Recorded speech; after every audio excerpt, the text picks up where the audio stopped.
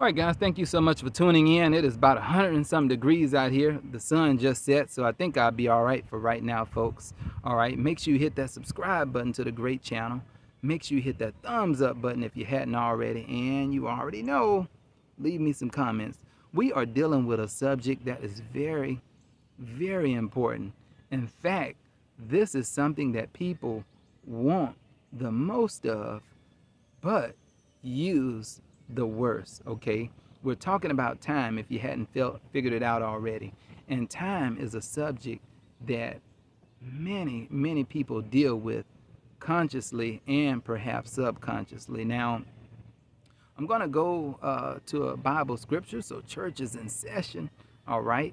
Matthew chapter 25 deals with the 5 wise virgins and the 5 foolish virgins. We know the wise had their lamps with oil and extra oil, all right, to go along with it. We know the foolish didn't bring any with them other than what was already in the lamps. So hopefully this resonate with what's going on with us and people around us as well. All right. Hopefully there's a change that goes along with this lesson right here, folks. Okay. Many people know those who wish they would have done something different. All right. Would have done something different had they known better, and know that they should have done something different. All right. Woulda, shoulda, coulda is the scenario. Maybe that's you. Maybe that's people around you. Okay. So we're looking at Matthew chapter 25, verse 8. The foolish went to the wise, saying, "Give us some of your oil, for our lamps are running out." Think about that. Can you imagine that? Give us some. Never mind what we did with our time doing foolish things. Never mind us not prioritizing the things that are important. But give us what you have.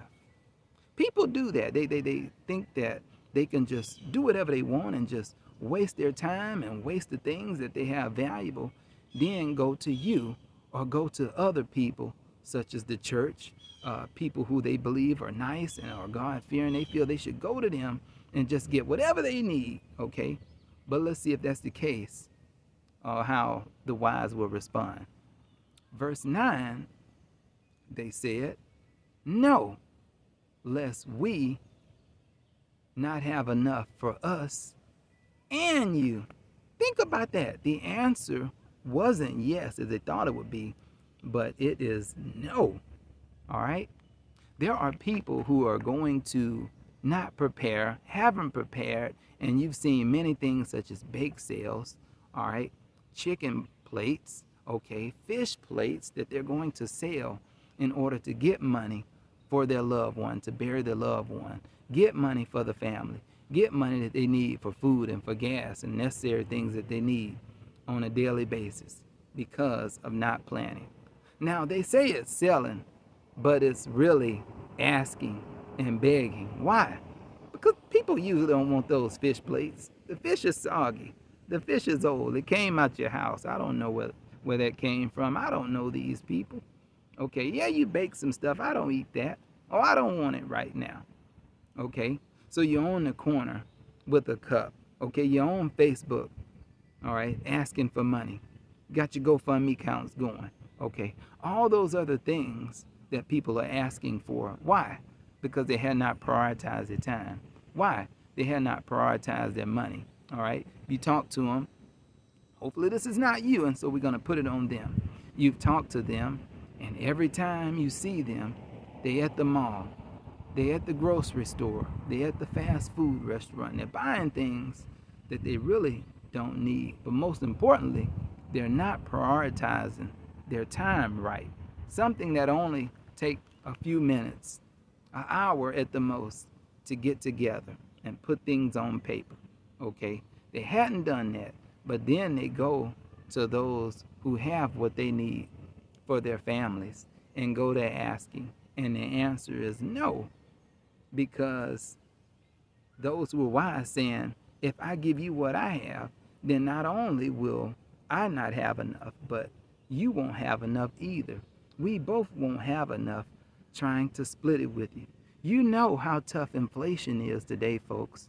Folks, you know the price of food, the price of gas, and the price of goods and services have gone up through the roof. So asking at that point would be too late. Now, here's the rest of the passage. The passage went like this right here. But rather go where they sell and buy for yourselves. Go where they're selling what you need and buy your own oil. Now, we know the rest of how the rest of the chapter went. Of course, they went out and did that, talking about the foolish. But what was most important? Time was most important then. Time was of the essence. When they went out, guess what? Bridegroom came in, the door shut, services began. It was too late. For those that know the moral of the story, know how it went. Okay. On that day, when you hadn't planned, when you hadn't prioritized your time, when you just think about time as not being much because of it being in abundance, and minutes go by, hours go by, days go by, and you say to yourself, I got all this time. I can do it at some point.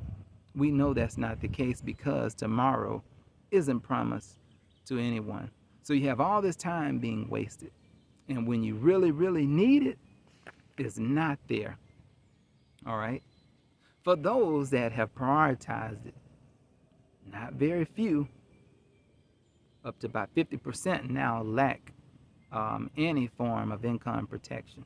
All right? Meaning that your family and you is in danger. Although you say you love them, although you say you care about them, all right? Although you post all these different pictures about them, all right, on your social media, and you talk about them all day, each and every day, up to 50% without any income protection.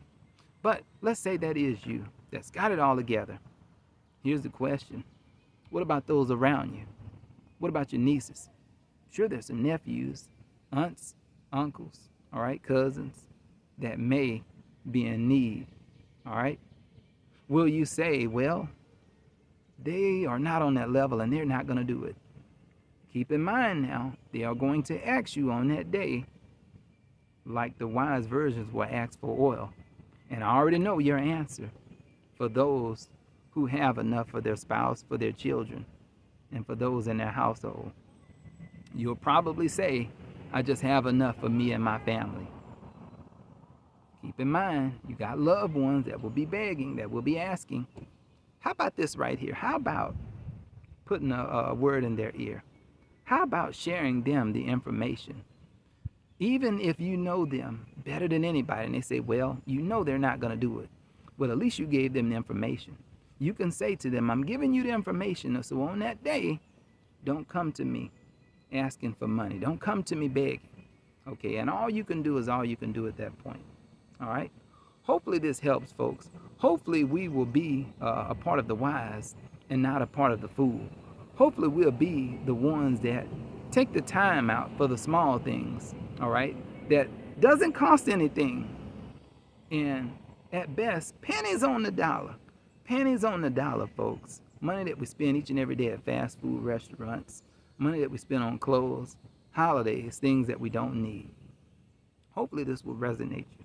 And also, tune in to part 2. Tune in to part 2 now for those that work very, very hard and you're saying to yourself, time is going by.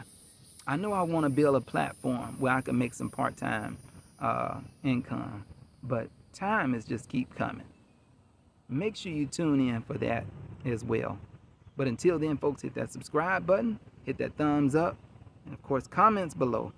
Thank you for your time.